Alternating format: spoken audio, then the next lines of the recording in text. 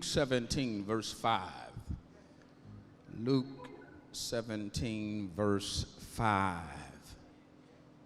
The apostles said to the Lord, increase our faith. Increase our faith. The grass withers, the flower fades, but the word of our God shall stand forever. I want to talk real briefly about how much is enough. Thank you, ushers. How much is enough? There is a fundamental question for all of us.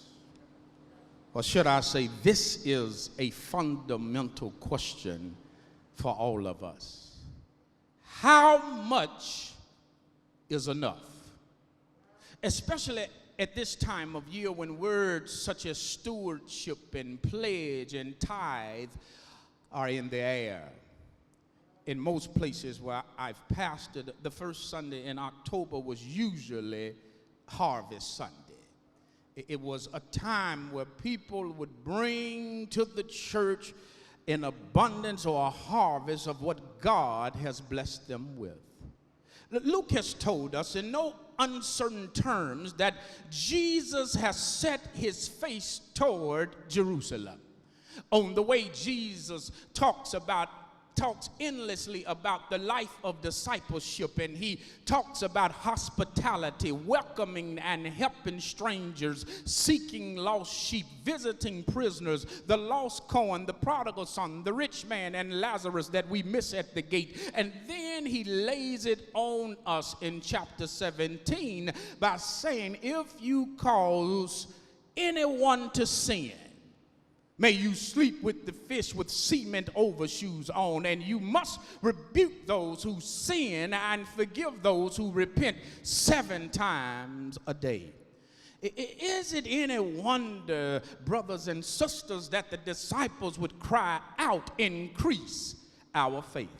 That they are being asked to assume major leadership positions in the community of Christ, and no one wants to end up in the proverbial sleep with fish.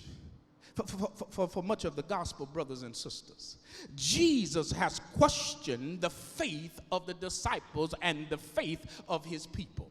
You have such little faith, he says often. And then he goes on to ask the question, where is your faith? He acts on the stormy sea. So it is only natural in this text this morning that they cry out, Lord, increase our faith. In essence, they are saying, give us more. Give us more faith. Increase it, please, so we can succeed at everything that you're asking of us. Brothers and sisters, on my way to heaven and on my way to my seat this morning, it is a familiar cry of all of us. Because whenever the church is faced with challenges, we say we need more. See how quiet you got right there? I don't know if that's because you sleep, you're listening, or you're guilty. I said, when we are faced with challenges in the church, the first thing that we say is we need more. We need more resources. We need more planning. We need more people. We need more of everything before we can possibly do anything that God has called us to do. The first thing we say, those of us who have faith, is we need more. And I am a witness as a pastor and as your pastor. Bigger is not better.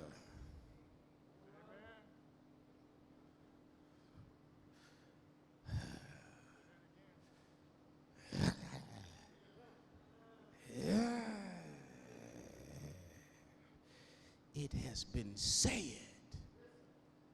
The disciples asked Jesus to increase their faith. In the same way that we may ask a doctor to give us vitamin B to boost us when we feel run down. Did they think more faith would make them feel stronger, more resilient, more trusting, more able to navigate life's challenges? Or did they think an extra dose of faith would allow them to have more control over what they were facing? Brothers and sisters, they're asking Jesus for more faith seemed reasonable in essence. More faith would mean more power, and it would give them the ability to do their work in ministry. Lord, increase our faith. But they missed the point. They missed the point big time when we witnessed the response of Jesus. Although their faith is seen small from an outward appearance, that's all they needed in order to work in God's vineyard. What are you saying, Reverend Boyd? It's not about big faith. It's not about size. It's not about quantity. The question is this morning, do you have faith? Or do you have faith? Faith is not something you acquire. It is something that you trust and obey. See, when we are faced with life challenges, we are tempted to think that more faith will make the rocky road smoother. And someone said, if you have enough faith, you will be healed. Or if you have enough faith, your finances will balance out. But Jesus argues that you don't need more faith. You just need to act on the faith that you already have. Let me get out of here. Let me help some Christian this morning. Let me help some Greenwoodite today. Faith is mirrored in love. Faith is mirrored in hope. Faith is mirrored in compassion, responsibility, self-care, empathy, honesty, and humility. Faith this morning, according to the Sunday school lesson, teaches us that we do what we do in the church because we have a love for what we do. Talk back to me here. We do it because we love doing what we do. These modes of faith are what pull us through. When the doctors say I've done all that I could do. These modes of faith are what pull us through when we are climbing the rough side of the mountain. These modes of faith are what pull us through when depression sits in on us. These modes of faith are what pulls us through when a loved one dies. These modes of faith are what pulls us through our dark days and our difficult days. These modes of truth are what pull us through when the relationship is on the rocks.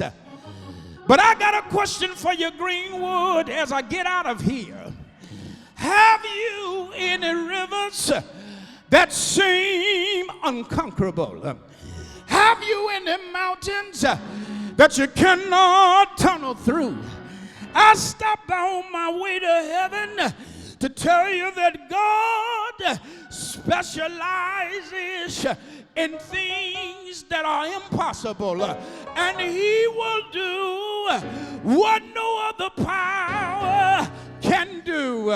Is there anybody here had to put your faith in action? Is there anybody here had to call on the Lord in the morning? Is there anybody here that had to call on the Lord in the afternoon?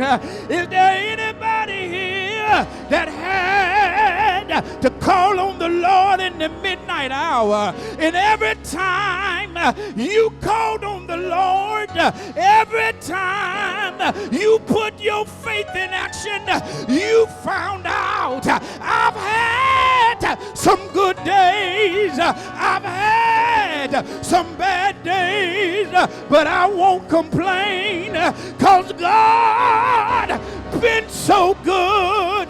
He's been good to me, and he specializes in lifting up bowed down heads.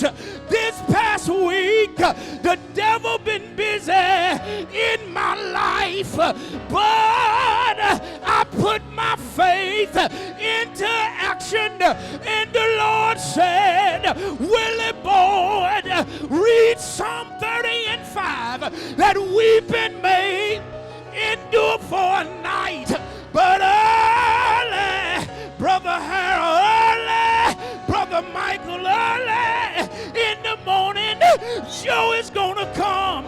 But you gotta hold on to God's unchanging hands, cause everything sure will be all right.